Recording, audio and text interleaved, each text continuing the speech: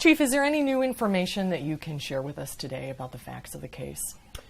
No, except that I think that DCI, Department of Criminal Investigation, is reaching a point where they're ready to conclude the forensics and the walkthroughs of the home itself. So hopefully within the next 12 to 24 hours or thereabouts, we can vacate the police presence to keep the integrity of that scene intact. And in that sense, the crime scene tape will come down, and there'll be that the makeshift altars of honor to Tony that will still remain, and those will be untouched, but our presence will be withdrawn. Can you tell us who made the 911 call? You know, actually, because that is a county service, the originator of that, I'm sure, is being vetted by the 911 center working with DCI. Mm-hmm. And as you know, there was more than but the one call. It was sort of layered as the call sort of evolved. Mm-hmm. So that's part of their due diligence to hunt all that down. Well, we know very little about the specifics of the confrontation between Tony Robinson and Officer Kenny. And yet it seems like there has been, on both sides, a rush to judgment a little bit about what transpired here. So how do we discern the truth in that environment? I think the best thing we have to do is wait. Because I think that unless and until such time as DCI has retrieved all the forensics, looked to see what video technologies or feeds there might be from folks' camera phones or fixed objects, interviewed all of those people that were present or those people that knew what happened prior to the reason the police call. Unless or until we have all the facts, I think we have to do our due diligence to suspend judgment, because as officers of the court, I train my officers, we have to be patient as finders of fact to do our due diligence in that regard before we form an early theory or conclusion. That's difficult with the emotions running as high as they are, and I understand that, but we have to temper that against the fact that if we all fully want the facts, it's best that they not become tainted with conjecture.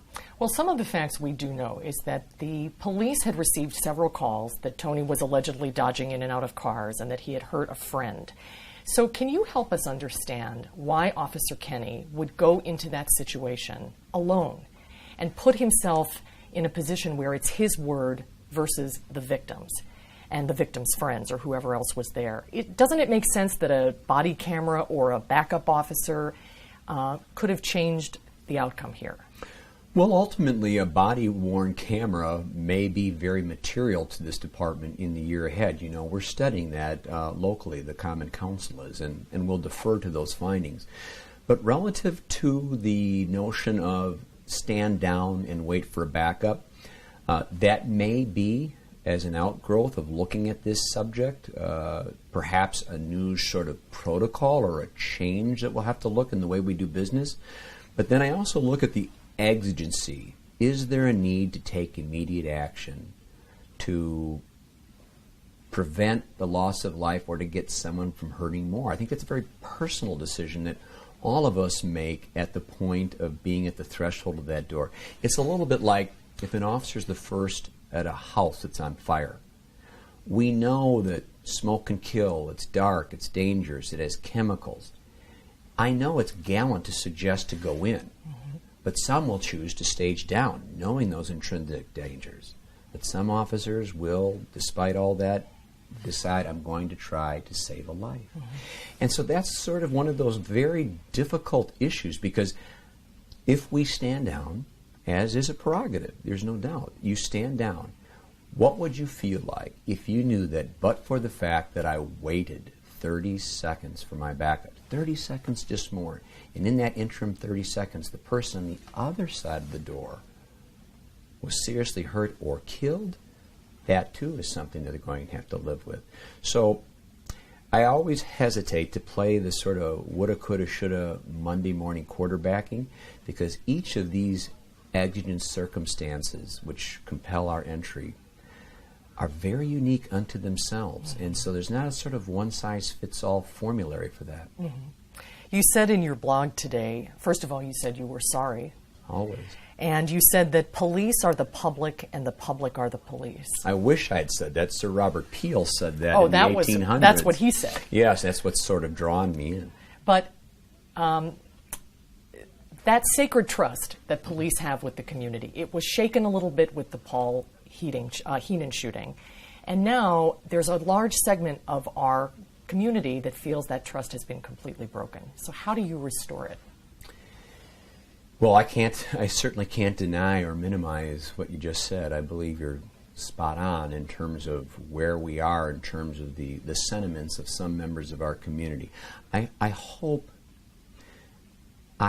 and pray that at the end of the day, MPD's legacy for working with community won't be defined by deadly force instances. So much of what we do encountering people relationally ends with very positive outcomes under almost surreal odds.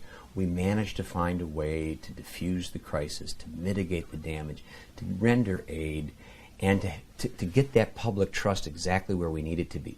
But this takes us sideways. There's no ifs, ands, or buts. And if you say you're going to be committed to community policing, and then you have events like this that ultimately will define you unless you can show that you're taking affirmative steps to the otherwise, then I have a major problem in my hands. I do have a problem on my hands. And we are going to show this community, we're going to show the country of how the narrative does not have to become a self-fulfilling prophecy of gloom and doom. Mm-hmm. That's the challenge I give my officers.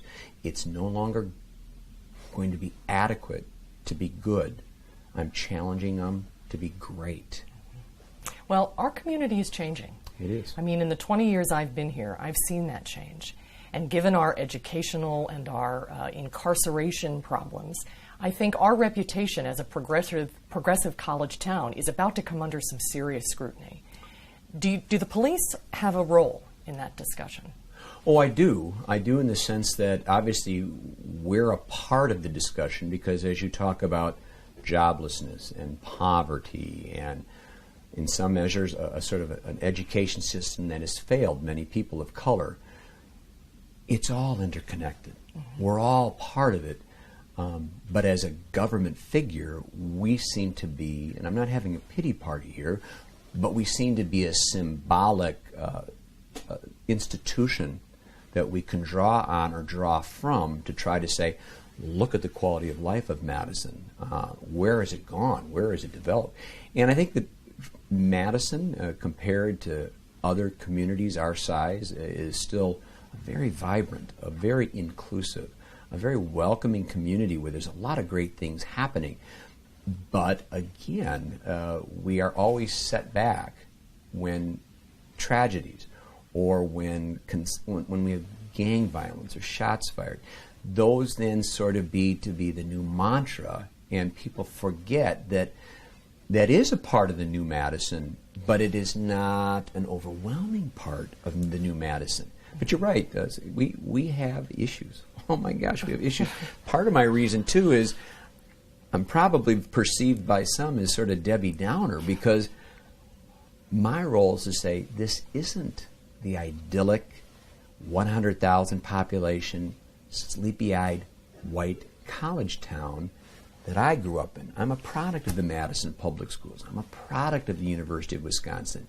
This is my home. I've got skin in the game. And yes, we can choose to view our lot as being that like so many other dramas that we see in cities, but I choose to believe that because of the style of our police and because of the myriad of conscientious, coordinated government officials and not-for-profits and faith-based communities, we have the potential to do something remarkably good here. And that's hopeful. I do want to believe that.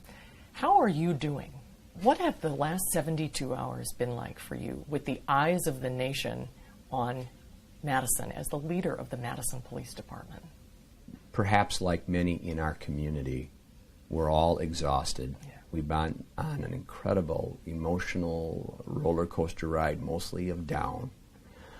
The officers have been working 12-hour shifts.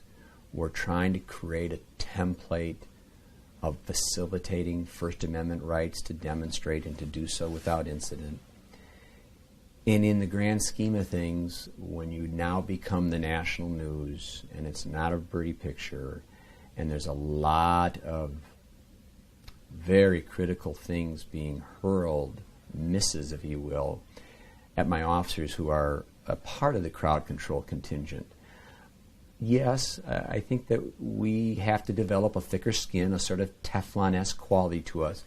But at the end of the day, like anyone else, I have feet of clay.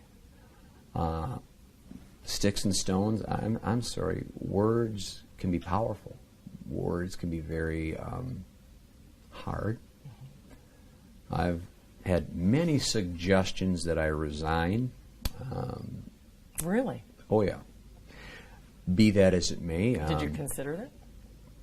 Well, it depends on whether you ask my wife or me simultaneously in the room or not. No.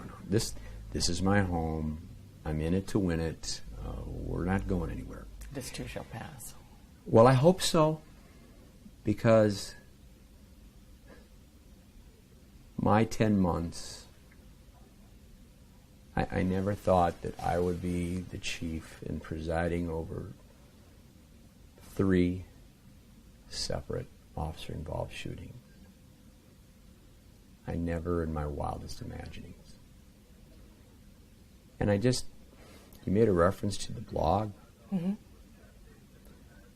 I don't know of anybody that's ever taken the oath of office for my city that hoped that today would be the day I get to see if I use my tactical skills.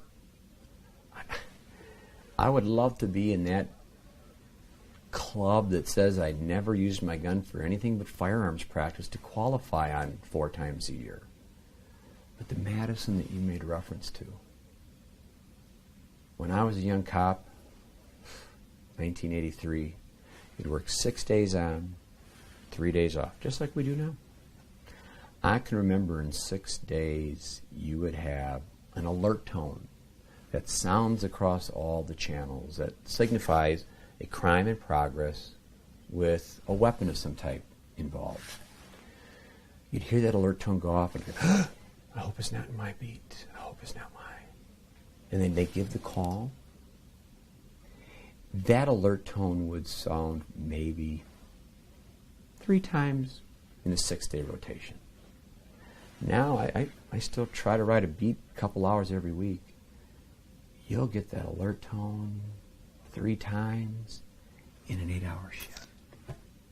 The night that was in question, within 6 hours, we were doing another gang shooting off on Hayes Road that occurred, and right on its heels, an individual shot and killed on Rutledge. Turns out to be an accidental shooting, but you don't know that till you get there, till you parse things out. I mean, I turned at one point to people in my command post. I said, can anybody recall the last time we had every detective and every resource we could muster because we had 3 separate shootings taking place in 6 hours?